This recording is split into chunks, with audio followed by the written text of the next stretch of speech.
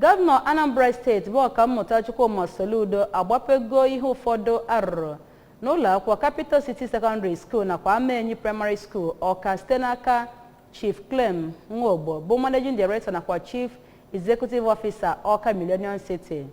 Onye na-akọrọ ihe eme n'obi gọọmenti bụ Valentine Mbadoga ji akụkọ a wee bịa n'uju.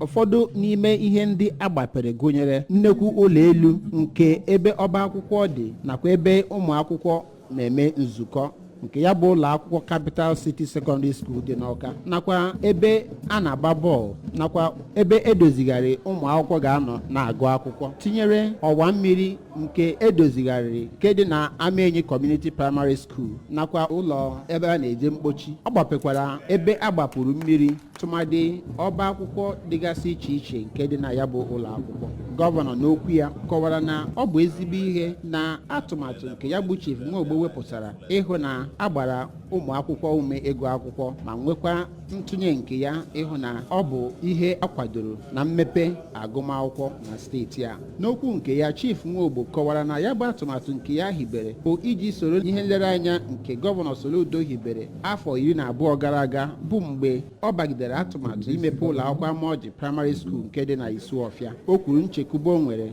ịhụ na ya bụ atụmatụ nke Gọvanọ Soludo wepụtara bụ nke nwere nkwado ya site n'aka ya bụ nke ga-atọ atọ iji jikọta ndị Anambra n'otu. N'okwu nke ya, onye kọmishọna na-ahụ maka agụmakwụkwọ ọkammụta Ngozi Chuma Ude kelere Chief Nwogbo maka ezigbo atụmatụ nke a o wepụtara iji kwado agụmakwụkwọ na steeti a ma kwee nkwa na ụlọ ọrụ ya ga-enye ya ezigbo nkwado. Gọvanọ Soludo mechara gbape ya bụ ebe ndị dịgasị iche iche ndị ahụ a lụrụ nke dị na Capital City Secondary School nakwa Amenyi Community Primary School nke Chief Nwogbo rụgharịrị. Ụfọdụ ndị bịara ya bụ emume gụnyere onye okwupụta okwu ụlọ nzukọ Anambra Steeti Uchenna Okafọ, Obi nke Ọnịcha Igwe Nnaemeka Achebe nakwa Obi Ezeụzụ Gibson Nwozu nke ndị nọchitere ya bụ ndị kabinet ya nakwa ọtụtụ ndị ishikwe ndị ọzọ bụ ndị bịara ya bụ emume bịara